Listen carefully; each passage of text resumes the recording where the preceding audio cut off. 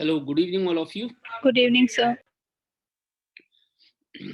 आज हम लोगों को रिवीजन स्टार्ट करना था और हम स्टार्ट कर रहे हैं करंट इलेक्ट्रिसिटी से।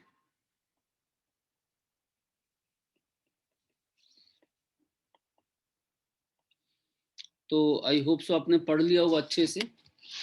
तो we are starting from current electricity.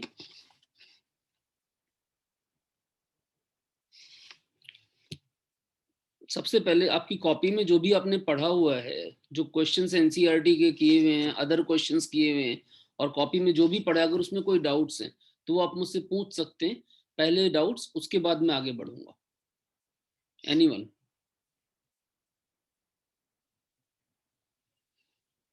If you have any doubts आप पूछ सकते हैं या फिर आप कमेंट बॉक्स में भी डाल सकते हैं। अगर हैं तो बताइए, नहीं तो फिर हम आगे बढ़ें। क्योंकि आप लोगों ने मैसेज किया था मुझे, कई बच्चों ने ईएमआई, कई बच्चों ने करंट इलेक्ट्रिसिटी, तो मैंने कहा फिर कई दो चार ने मैग्नेटिक इफेक्ट्स भी कहा था, तो 3 ही चैप्टर्स के नाम ज़्यादा आए थे, तो मैंने कहा करंट, मैग्नेटिक इफेक्ट्स और ईएमआई हम इस सीक्वेंस में करते हैं। तो if there are any doubts please feel free to ask. नहीं है? No doubts? चलिए इधर देखिए। अगर कोई भी कंडक्टर है, बहुत ध्यान सुनना, इसमें करंट फ्लो कर रहा है, कब? जब आपने यहाँ पर एक्सटर्नल वोल्टेज लगाई। बहुत ध्यान से सुनते जाइएगा। आपने वोल्टेज लगाई, इस की को ऑन कर दिया, तो इलेक्ट्रॉन्स जो हैं वो माइनस से प्लस की तरफ फ्लो कर रहे हैं, और जो करंट है वो आपका इलेक्ट्रॉन्स के अपोजिट फ्लो कर रहा है।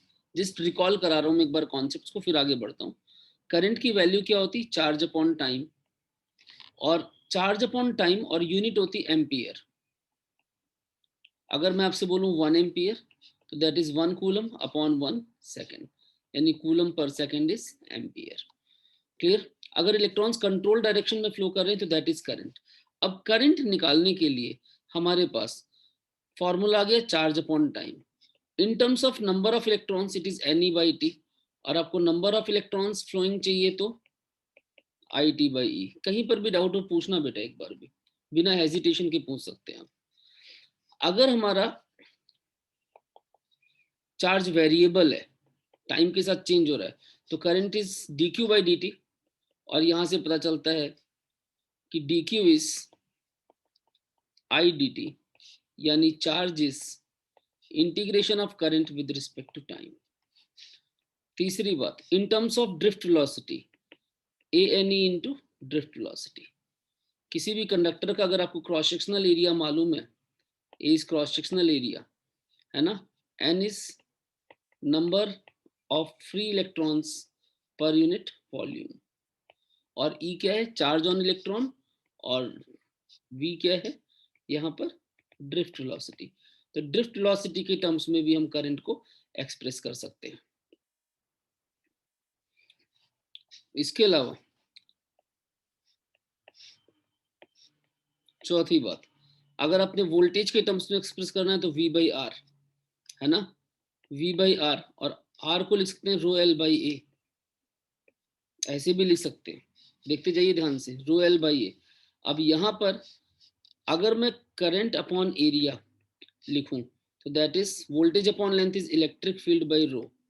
तो इसका मतलब हुआ current upon area is current density that is sigma into electric field.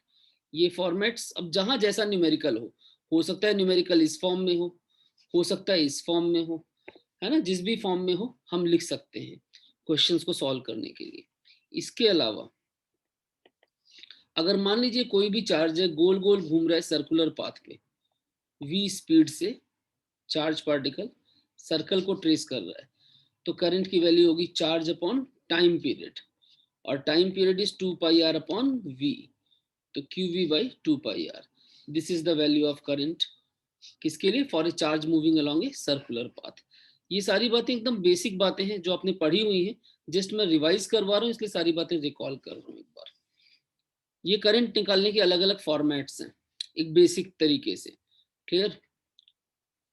इसके अलावा हमने ड्रिफ्ट वेलोसिटी की बात की, तो जब हम ड्रिफ्ट वेलोसिटी की बात करते हैं, एक बार रिकॉल करा रहा हूँ, वैसे आप पढ़ चुके होंगे चैप्टर, लेकिन फिर भी ड्रिफ्ट वेलोसिटी, तो एक बार आप ड्रिफ्ट वेलोसिटी को इलेक्ट्रिक फील्ड के टर्म्स में एक्सप्रेस कर सकते हैं, ई टॉ बाई एम।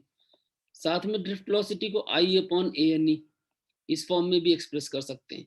साथ में ड्रिफ्ट वेलोसिटी को लेंथ ऑफ कंडक्टर अपॉन में टाउ टाइम इसके टर्म्स में भी एक्सप्रेस कर सकते हैं। ध्यान देना, ये बहुत बेसिक फॉर्मूला है, कंडक्टर की लेंथ और कितना टाइम लगता है इलेक्ट्रॉन को क्रॉस करने में, कंडक्टर को क्रॉस करने में कितना टाइम लगता है, दैट इज टाउ।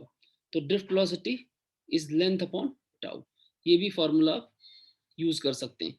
ये दो तो हम सब यूज करते हैं, ये बहुत बेसिक फॉर्मूला है, ये भूल जाते हैं, ध्यान रखिएगा इसको भी। इनको कंपेयर करके हम different results, verification of Ohm's law, याद है आपको, वेरिफिकेशन ऑफ ओम्स लॉ, ये सारी चीजें हम कैरी आउट करते हैं। यहाँ तक अगर आप कुछ नोट करना चाहें तो नोट कर सकते हैं, और किसी को कोई डाउट है तो यहाँ तक पूछ लीजिए मुझसे, करंट और ड्रिफ्ट वेलोसिटी यहाँ तक। फिर मैं क्वेश्चंस में आता हूँ, एक बार कॉन्सेप्ट रिवाइज करवा के देख लीजिए, एक बार पढ़ के देखिए, कोई डाउट है तो बताइए।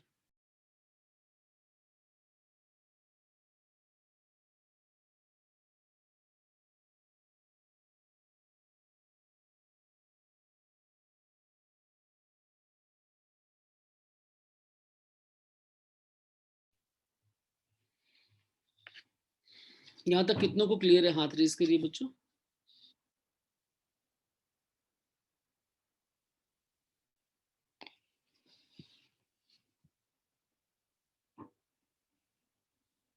ठीक है, ऑल ऑफ यू।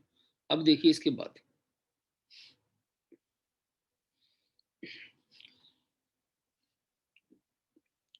अब सपोज करिए मैं आपको क्वेश्चन देता हूँ एक, पहला question,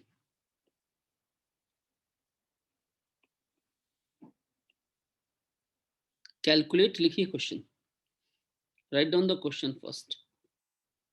calculate the number of free electrons transferred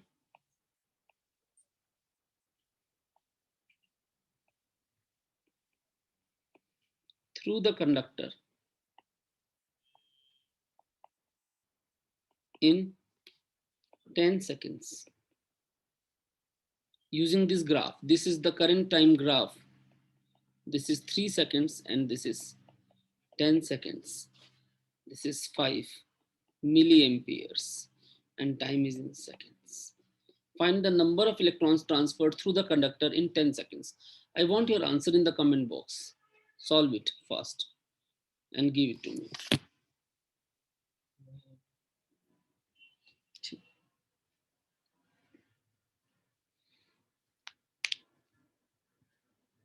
Waiting for your answer.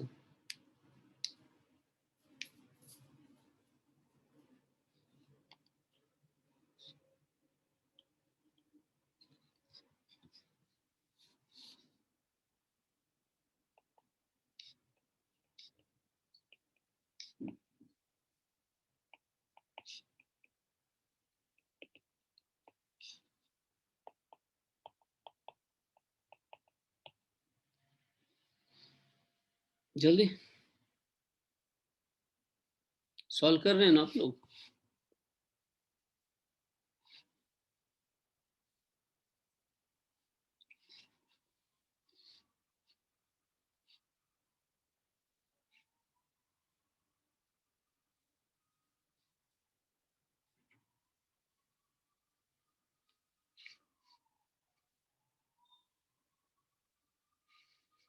अच्छा, एक बात और बतानी थी, नेक्स्ट फ्राइडे, इस फ्राइडे नहीं, नेक्स्ट फ्राइडे आपने सेकंड बुक का टेस्ट देना है।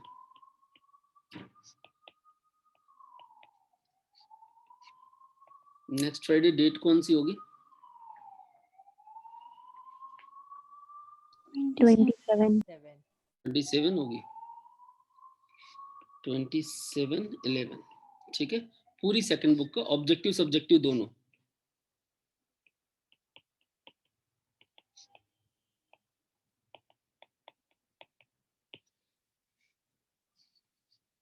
मतलब ray optics, wave optics,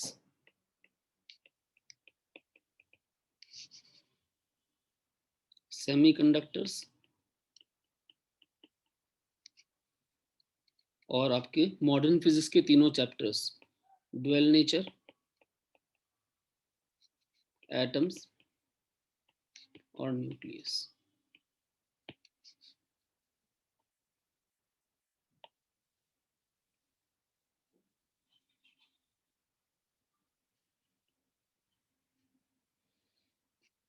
is that okay?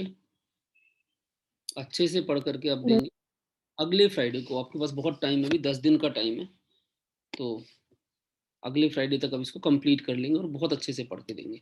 अच्छा, मुझे आंसर दीजिए ऊपर वाले का, जल्दी, फास्ट एवरीवन।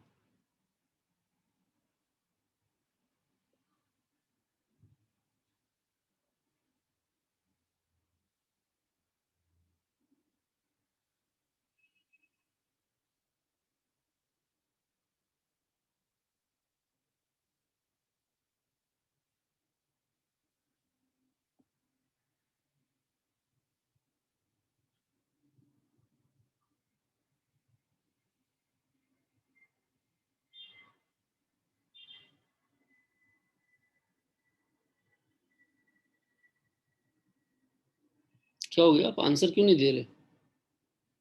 कोई कुछ बोल नहीं रहा, ना आंसर दे रहे। क्या चाहते हो, मैं भी शांत बैठा रहूं, तुम भी शांत बैठे रहो? बोलो, नहीं आ रहा तो ना बोलो ना सीधा।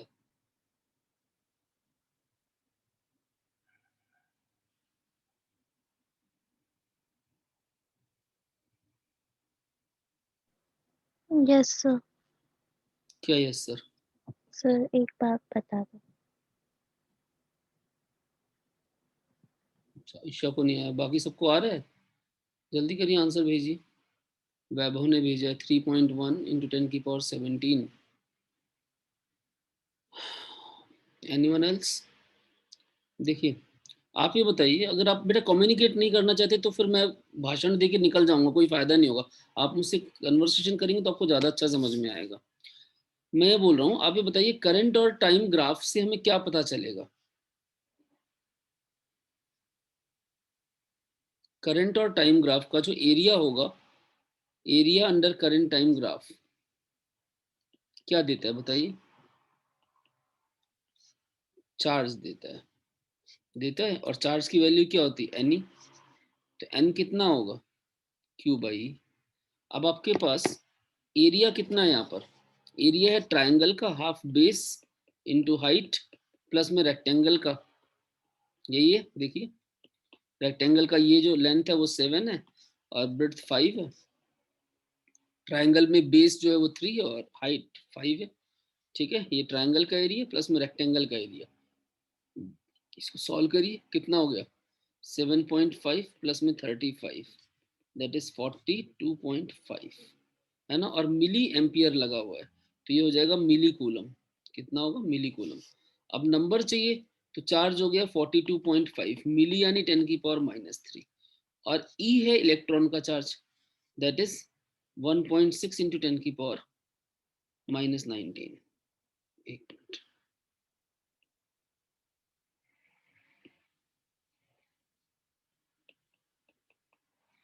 सॉल्व कर लेते हैं इसको।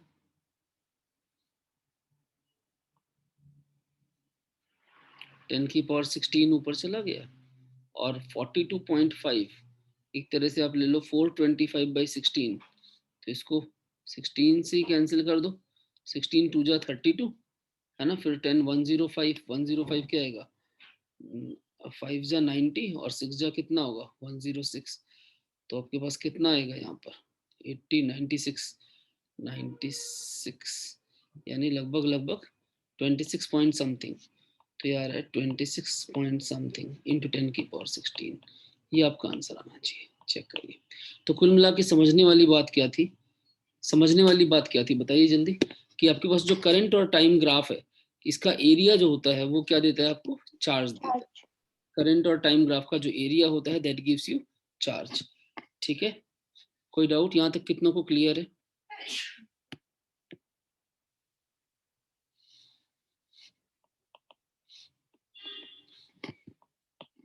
ठीक है, वेरी गुड। यहाँ पर आपके पास जो आंसर आ रहा है 26.56 इंटू 10 की power 16 electrons that will make this graph. ठीक है, अब देखिए नेक्स्ट क्वेश्चन है, are electrons only current carriers, explain. क्या सिर्फ इलेक्ट्रॉन्स ही करंट कैरियर्स हैं? ये ध्यान देना बेटा, इनको नोट करते जाना, ये आपको सबको समझ में आ जाएंगे, लेकिन आप जिस हिसाब से करते हो आपको थोड़ी दिन में भूल भी जाते हैं ये, तो आप एग्जाम के लिए अपने लिख लीजिए ताकि आपके रिवीजन में काम आए। ये सारे आपके बहुत अच्छे फॉर्मेट के क्वेश्चंस हैं जो आगे के लिंक्स क्रिएट कर रहे हैं। Are electrons only current carriers, explain. बताइए, क्या सिर्फ इलेक्ट्रॉन्स ही करंट कैरियर है या कुछ और भी नो करंट? सर, तो होल्स। आंसर क्या लिखेंगे, बोलिए, नो या यस? नो। नो। और एग्जांपल एक्सप्लेन में क्या देंगे, in case of, holes. In case of metals, metals only free electrons are current carriers, है ना, करंट कैरियर्स लैंग्वेज पूरी लिखेंगे। But in case of semiconductors electrons and holes both are current carriers. In case of gas discharge tubes electrons and ions are current carriers, है ना, आयनिक conduction होता है वहां पर। ठीक है, आपके पास जो इलेक्ट्रोलाइट होता है उसमें आयंस करंट कैरियर का काम करते हैं, पॉजिटिव आयंस नेगेटिव आयंस। तो ये आप एग्जांपल्स वहां पे दे सकते हैं। सिर्फ मेटल्स के अंदर फ्री इलेक्ट्रॉन्स करंट कैरी करते हैं, इसके अलावा और भी बहुत सारी जगह होती है जहां पर there are different types of current carriers. Is that okay? Yes sir. तो कंप्लीट करते जाना, क्वेश्चन लिखते जाना है, आपके काम आएंगे सारे। सर, हाँ, बोलो बेटा। हमने सेमीकंडक्टर और इलेक्ट्रोलाइट्स का लिखा ना? सेमीकंडक्टर में हमने लिखा इलेक्ट्रॉन्स एंड होल्स और इलेक्ट्रोलाइट में आयंस। इसके अलावा हम गैस डिस्चार्ज ट्यूब जो होते हैं आपके, आपने देखे होंगे केमिस्ट्री के अंदर, जैसे लो प्रेशर में हम गैसेस रखते हैं और उसके क्रॉस हाई वोल्टेज लगाते हैं तो वो गैसेस कंडक्शन करती हैं, देखा है आपने पढ़ा है कैथोड? सर। हाँ पढ़ा होगा कहीं ना कहीं, मतलब तो उसके अंदर आपके इलेक्ट्रॉन्स और आयंस दोनों कंडक्शन करते हैं बच्चे। ठीक है, यस सर। अच्छा अब देखिए इसके बाद आपके पास ये गैस डिस्चार्ज ट्यूब है, ध्यान से देखिएगा, ये गैस डिस्चार्ज ट्यूब है, ये पॉजिटिव इलेक्ट्रोड है और ये नेगेटिव इलेक्ट्रोड है। ये क्वेश्चन है, आपने यहाँ पर एक स्ट्रॉन्ग बैटरी लगा रखी है, की को ऑन कर दिया है, स्विच को ऑन कर दिया है, लैंग्वेज नहीं दे रहा मैं, डाटा में दे रहा हूँ। तो यहाँ पर इलेक्ट्रॉन्स जो फ्लो कर रहे हैं फ्री इलेक्ट्रॉन्स, और साथ में हाइड्रोजन आयंस भी हैं, वो भी मूव कर रहे हैं। तो हाइड्रोजन आयंस हैं 3 इंटू 10 की पावर 4 मान लीजिए इसके अंदर पर मीटर क्यूब, और जो इलेक्ट्रॉन्स हैं वो आपके पास हैं 2 इंटू 10 की पावर 6 पर मीटर क्यूब। क्लियर? पर मीटर क्यूब। इसकी लेंथ आपकी 1 मीटर है मान लीजिए, और इसका क्रॉस सेक्शनल एरिया 2 इंटू 10 की पावर -2 मीटर स्क्वायर है। क्लियर? समझ में आ रही बात? अब ये कह रहा है इसमें find current in the tube.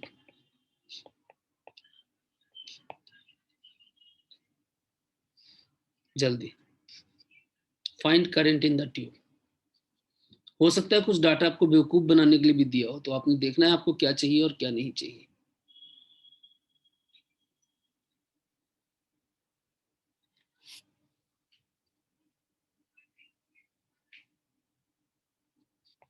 जल्दी बोलिए बेटा, anyone who is able to explain कि कैसे करना है हमने?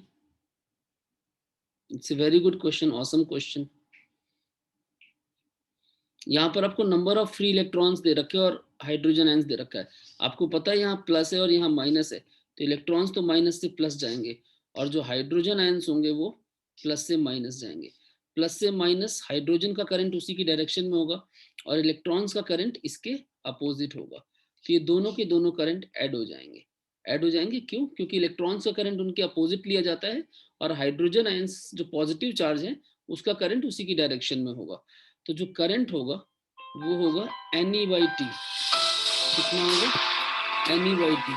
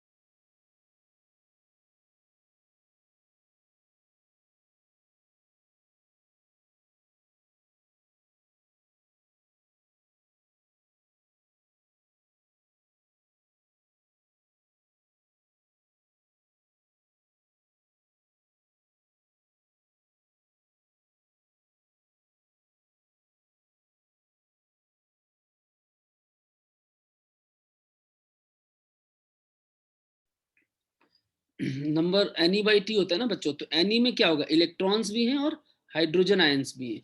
तो इलेक्ट्रॉन्स का नंबर कितना है? 2 × 10⁶। और हाइड्रोजन आयंस का नंबर कितना है? 3 × 10⁴। तो अब इसको ऐड करना है तो कैसे करें 10⁴ को? तो 300 कर दो इसको इंटू 10⁶। नहीं, 300 कैसे होगा? 10⁴ है ना? सर 200। सर 200। उधर 200 करना पड़ेगा। ये आपके पास 4 है तो उसको हम कर सकते हैं 200 × 10⁴। और आपके पास E की वैल्यू क्या है? 1.6 10⁻⁻19 है ना?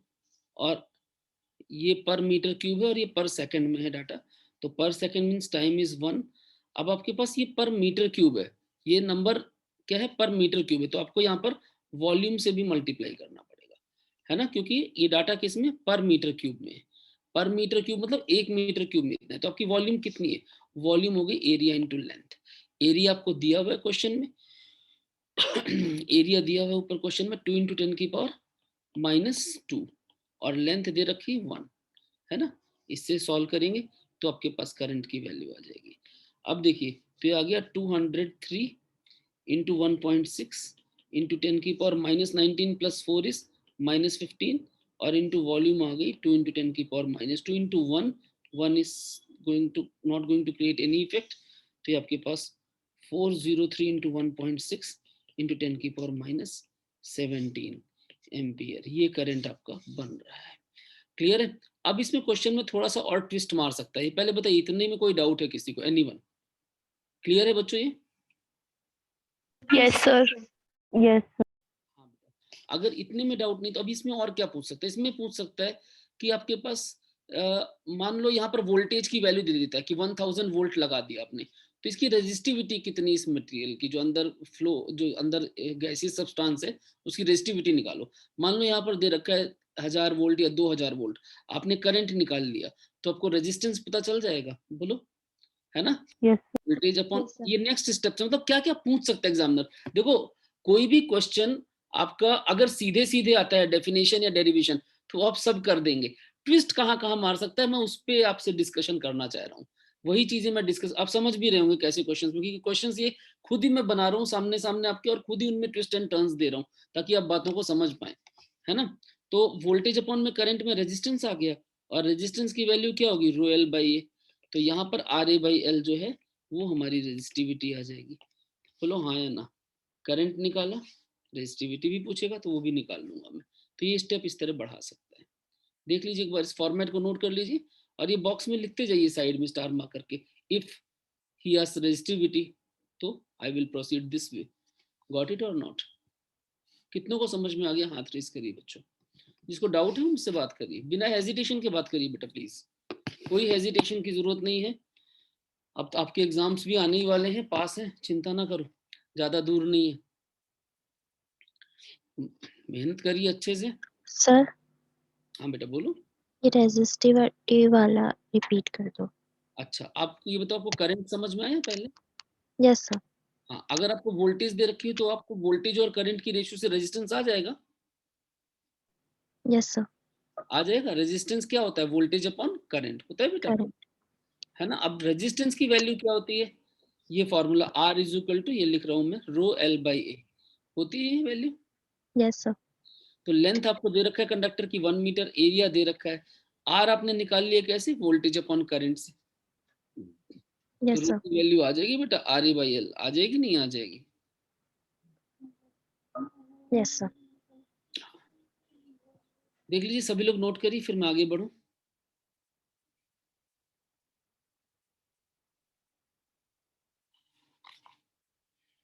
Next question, question number 4।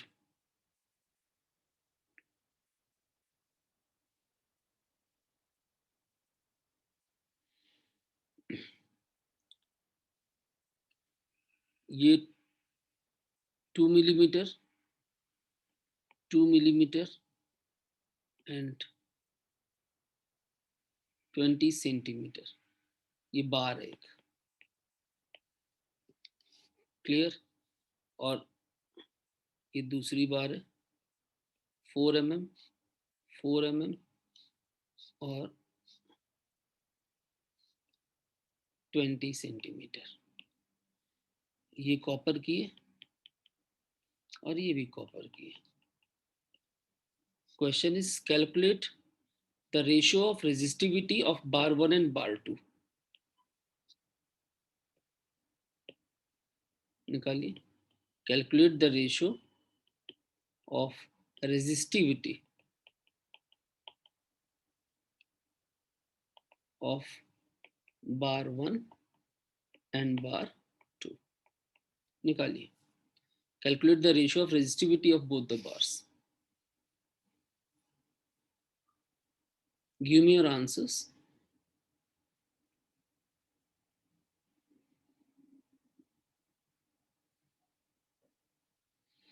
I got one answer from Ankit Patel. बाकी लोग भी भेजिए, and that is a correct answer. Answer I will tell afterwards. It's right Ankit. बाकी लोग भी निकालिए जल्दी।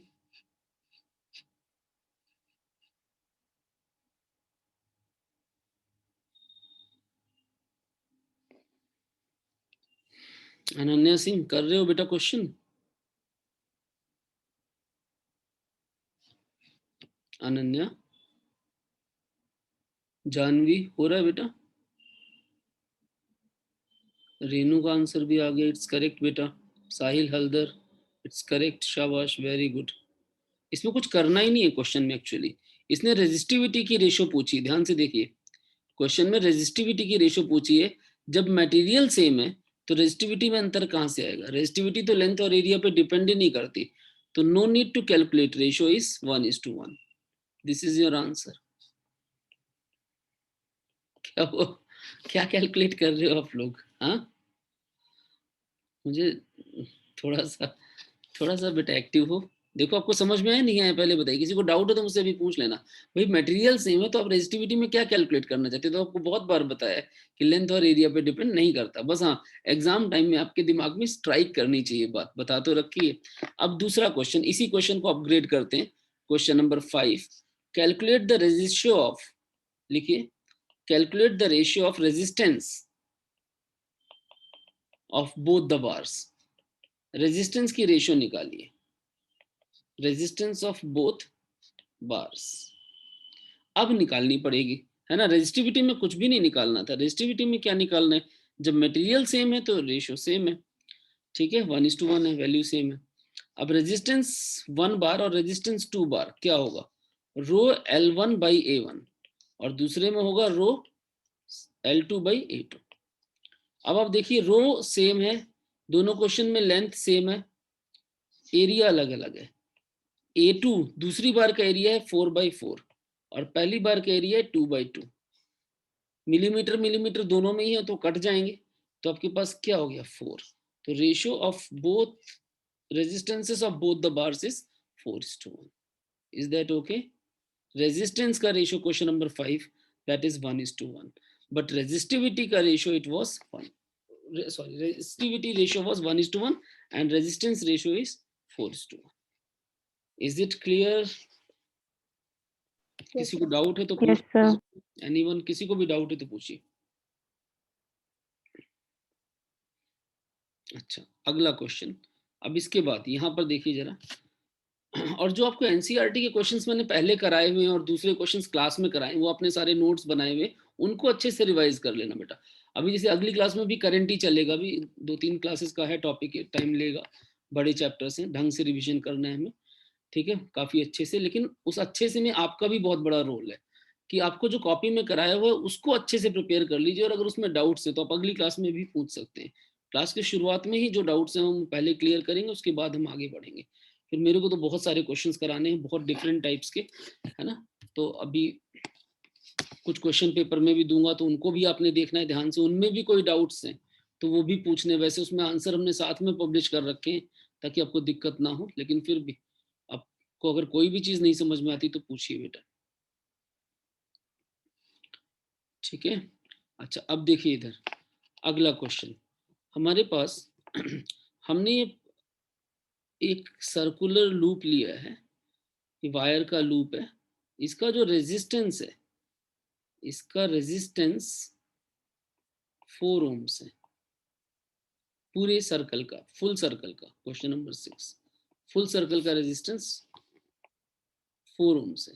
ये इसमें पॉइंट्स हैं A B C D, पूरी वायर का 4 ओम है. Question is find resistance across A and B. अगर टर्मिनल A और B पर है तो रेजिस्टेंस कितना है. दूसरा part, resistance across A and C. तीसरा part, resistance across A and D कितना होगा. ये तीनों रेजिस्टेंस निकालिए मुझे जल्दी, निकालिए. कौन निकाल रहा है? Fast all of you. Complete wire, the whole wire has resistance of 4 ohms. A B C D are 4 points, quadrant पे है ये, है ना, देख रहे होंगे. तो 1/4 सर्कल को ले रहे हैं. कह रहे AB के क्रॉस रेजिस्टेंस निकालिए, AC के क्रॉस रेजिस्टेंस निकालिए और AD के क्रॉस रेजिस्टेंस निकालिए जल्दी.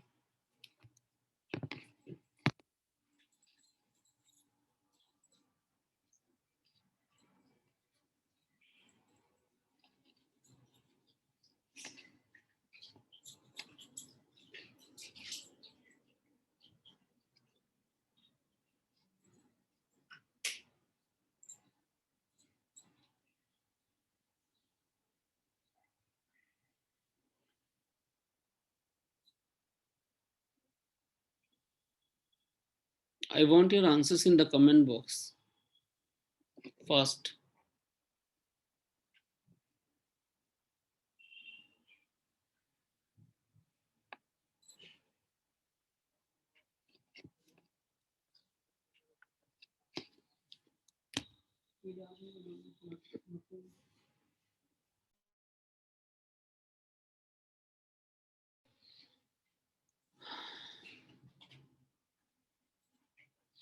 I got only 3 answers. What about others? Not 3, only 1 answer.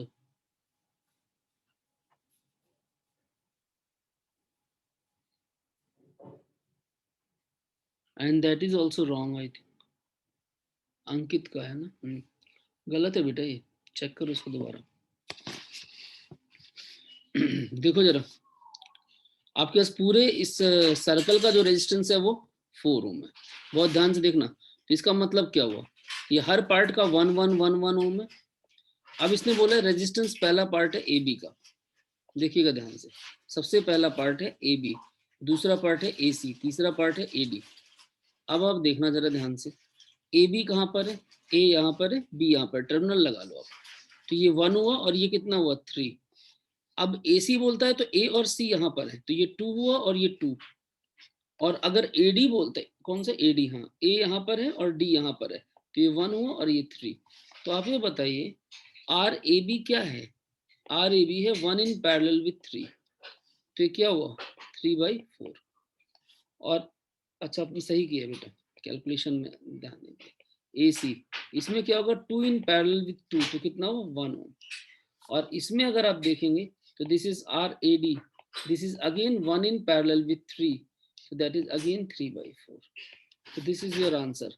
पहले पार्ट का जो आंसर आता है दैट इज 3/4 ओम्स, दूसरे पार्ट का 1 ओम्स, और तीसरे पार्ट का अगेन 3/4 ओम्स। बड़ा प्यारा क्वेश्चन है, अगर आप ध्यान से देखिए, देखिए जल्दी ध्यान से।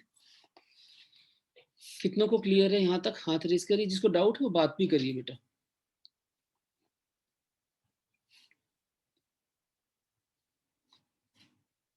सबको क्लियर है? नोट करते जाइए इनको ध्यान से। Question number 6,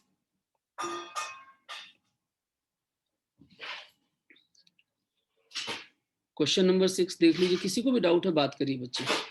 next we are moving on to question number 7। Question number 7 देखिए इधर, 7th क्वेश्चन है कि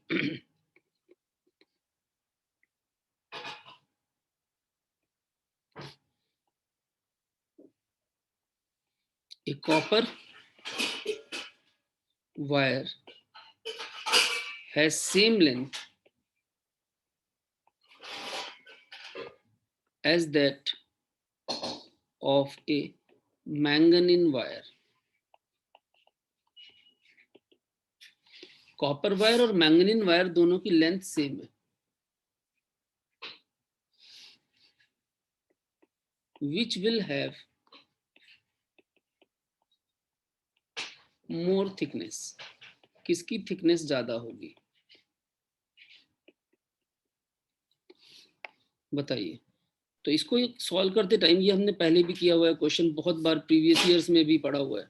कॉपर वायर और मैंगनीन वायर दोनों की थिकनेस सेम है, तो दोनों की थिकनेस सेम है, नहीं सॉरी, दोनों की लेंथ सेम है, तो थिकनेस किसकी ज्यादा होगी? तो सबसे पहले आपको ये समझना है कि जो कॉपर है ये कंडक्टर है, और मैंगनीन जो है वो एक एलॉय है। अब ध्यान देना, एग्जाम में बार बार आए हुए मैंगनीन मैंगनीन, ये कॉन्स्टेंटन भी बोल सकता है, निक्रोम भी बोल सकता है, कोई भी एलॉय। तो ध्यान देना, resistivity of conductor, resistivity of conductor is always less than resistivity of alloy. ये कॉन्सेप्ट है हमारा। कॉन्सेप्ट क्या है? कंडक्टर की रेजिस्टिविटी कम होती है एलॉय की रेजिस्टिविटी से। अब रेजिस्टिविटी का फॉर्मूला भी हम जानते हैं, ρL/A। कंडक्टर यानी कॉपर, कॉपर की कम है किससे? रेजिस्टिविटी ऑफ, एक मिनट, रेजिस्टिविटी आपकी कम है, तो रेजिस्टिविटी क्या होती है? RA/L, RA/L, RA/L, है ना। ये किसकी है? कॉपर की, और वो किसकी है? मैंगनीन की। अब इसने बोला लेंथ सेम है, लेंथ कट गई।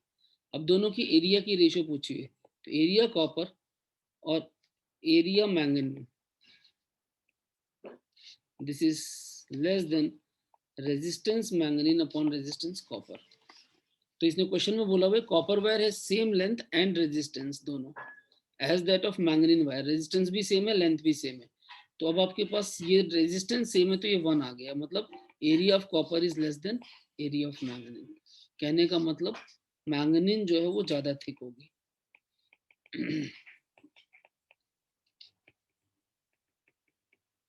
और कॉपर थिन होगी अगर उनका रेजिस्टेंस सेम है तो। क्वेश्चन नंबर 7 देख लीजिए इसको ध्यान से, कोई डाउट है तो पूछिए। सर हम इसको डायरेक्ट लिख सकते हैं कि ज्यादा एरिया होगा तो रेजिस्टेंस कम होगी, इसलिए हम रेजिस्टेंस तो प्रेफर सेम दिया हुआ करेंगे। है क्वेश्चन में। कितने मार्क्स का है उस हिसाब से लिखेंगे बेटा, अगर 1 नंबर का है, 2 नंबर का है, 3 नंबर का है, मैंने उस हिसाब से बताया कितने भी नंबर को प्रॉपरली लिख सकते हैं, ठीक है। Yes sir. इसके बाद what type of material, question है अगला, what type of material will you select for making standard resistances?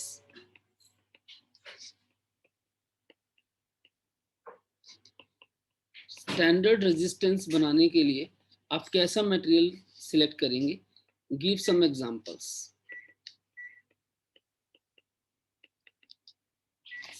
Standard resistance बनाने के लिए आप कैसा मटेरियल सिलेक्ट करेंगे, कुछ एग्जांपल दें। तो इस चीज को आपको याद रखना है बेटा कि जब हम स्टैंडर्ड रेजिस्टेंस की बात करते हैं, किसकी बात करते हैं, स्टैंडर्ड रेजिस्टेंस। तो स्टैंडर्ड रेजिस्टेंस के लिए आपके पास रेजिस्टिविटी हाई होना चाहिए और अल्फा लो होना चाहिए। रेजिस्टिविटी हाई होना चाहिए और अल्फा यानी temperature coefficient of resistance that should be low. Temperature coefficient of resistance should be low, it should be low so that variation in resistance with temperature is not seen.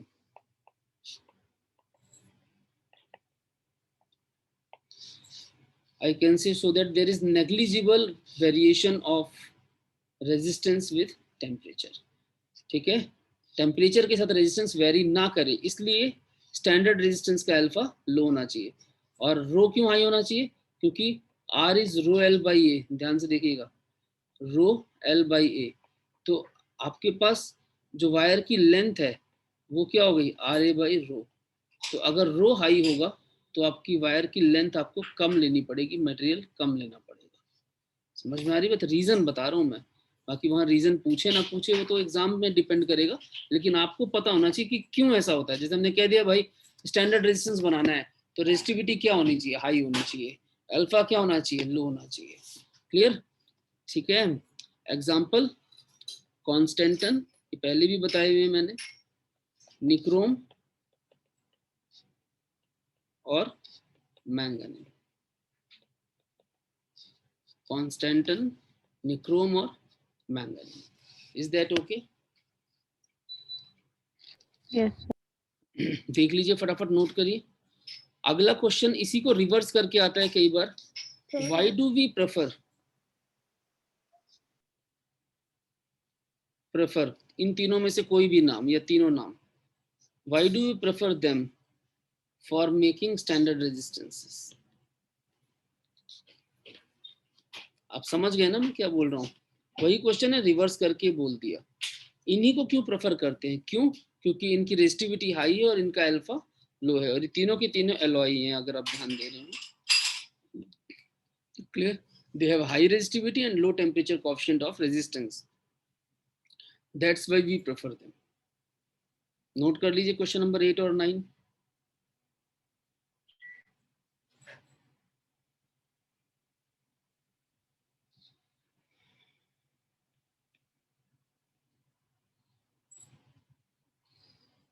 Copy it fast.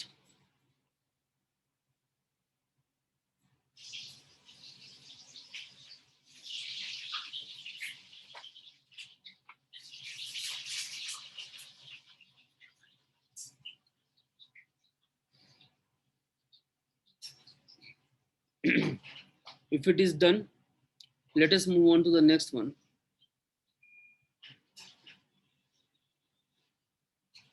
There is a conductor. ध्यान से देखते जाइए question जो मैं बता रहा हूँ। There is a conductor across which 200 volt potential difference is applied. We switch on the key and a current of 2 ampere flows through it. मान लीजिए 2 ampere flows through it, ठीक है, at 27 degree Celsius room temperature, 2 ampere flows। अगर हम if temperature increases to 32 degree Celsius, then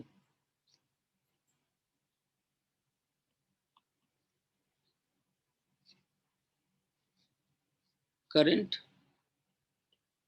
changes। आप पहले बताओ, current तो चेंज हो रहा है, आप ये बताइए करंट बढ़ेगा या घटेगा? घटेगा। क्यों?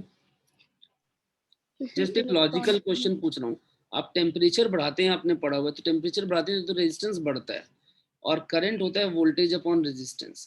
तो जब रेजिस्टेंस बढ़ेगा तो करंट की वैल्यू क्या हो जाएगी, डाउन हो जाएगी, है ना, कंडक्टर्स के केस में। इसलिए रीजन आपको एक्सप्लेन कर सकते हैं। तो then current changes to 1.98 ampere. Find temperature coefficient of resistance. ये क्वेश्चन है, टेम्परेचर कोएफिशिएंट ऑफ रेजिस्टेंस निकालना है, निकालिए जल्दी।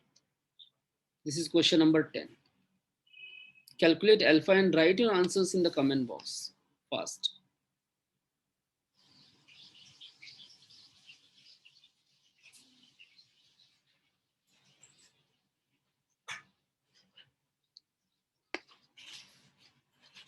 ये जो क्वेश्चंस मैं करवा रहा हूँ इनके नोट्स बनाते जाइए, मतलब इन्हें कंप्लीट करते जाइए, और जब चैप्टर खत्म होगा तो आपने इसका पीडीएफ भेजना है मुझे रिवीजन का।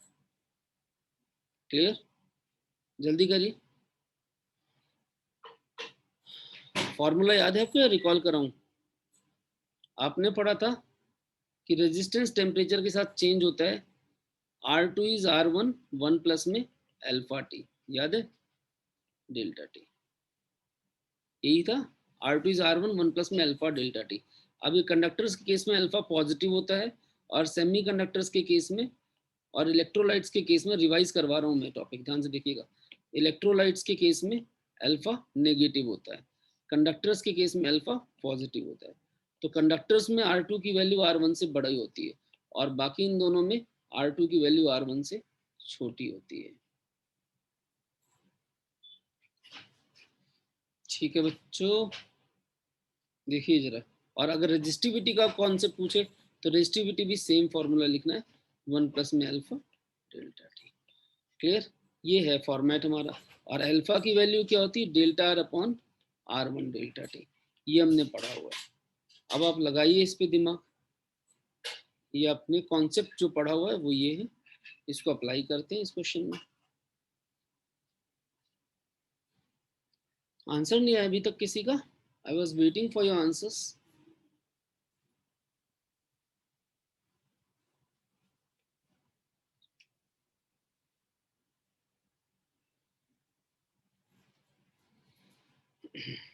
जल्दी, फास्ट एवरीवन।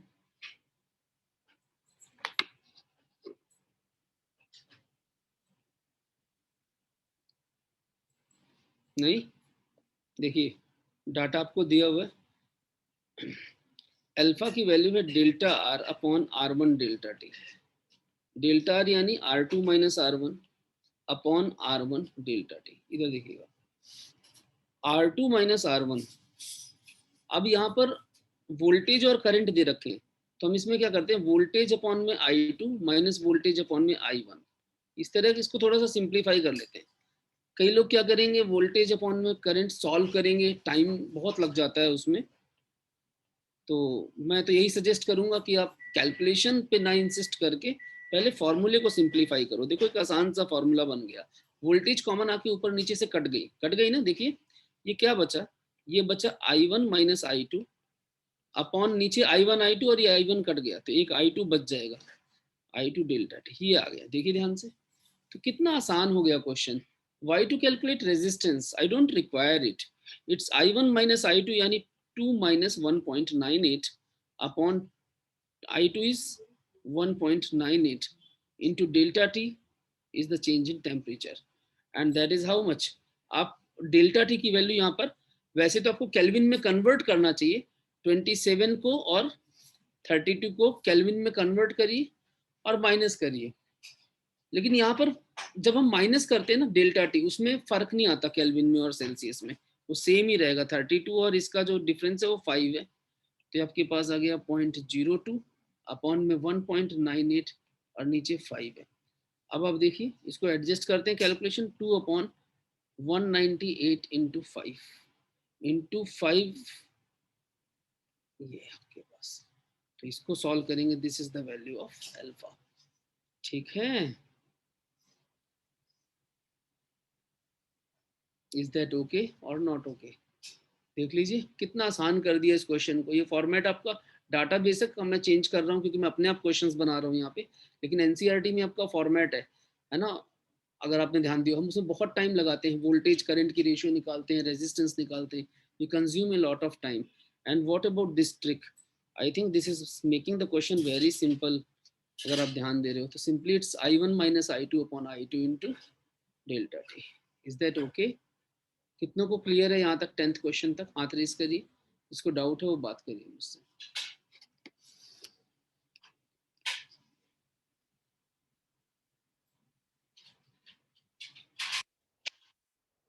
वेरी गुड बेटा। तो अभी आपने जितने क्वेश्चंस देखे इनको अच्छे से फॉर्मेट बना लेना, इनके नोट्स बना लेंगे आप लोग, ठीक है। और ध्यान देना जब मैं इस चैप्टर को डाउन करूंगा 2-3 क्लासेस लगेंगी, कम से कम 3 क्लासेस, ज़्यादा भी लग सकती हैं, बड़े चैप्टर्स हैं, क्योंकि हम बहुत सारे क्वेश्चन देखना चाहते हैं। लेकिन ये ध्यान देना, बार बार आपको बोल रहा हूँ, जो आपको कॉपी में करवाया हुआ है पहले उसको अच्छे से पढ़ लीजिए, उसमें कोई डाउट्स हैं तो वो भी साथ साथ पूछते जाइए, अब बाद के लिए मत रखिए। अब आप ध्यान से देखें तो आपका नवंबर भी आधा जा चुका है, you can think it is December now, है ना। जनवरी, फरवरी और मार्च में आपके एग्जाम जो जनरल शेड्यूल होता है, बाकी कोई शेड्यूल में चेंज होना नहीं है जहाँ तक अंदाजा लग रहा है, क्योंकि उन्होंने सिलेबस इतना डाउन कर दिया तो शेड्यूल कहाँ से चेंज करेंगे, वो उसी शेड्यूल पे आपके एग्जाम होने चाहिए जहाँ तक है, बाकी किसी को नहीं पता। आप अपने हिसाब से पढ़ना शुरू कर दीजिए और फाइनल प्रिपरेशन करिए, और कहीं भी डाउट्स हैं तो वो पूछिए, बिना हेजिटेशन के पूछिए। समझ में आ रही है आपको? Is that clear to all of you बच्चों? Yes sir. हाँ। Yes, sir. अगली क्लास में बेटा रिवाइज करके आएंगे इसके आगे, अगली क्लास में सर्किटरी में डिस्कस करूंगा, सर्किट के अंदर करंट वोल्टेज डिवीजन, ये सारी चीजें, और उसके आगे बढ़ेंगे किरचॉफ्स लॉ वगैरह में। See you all in the next lecture, goodbye. Thank you sir.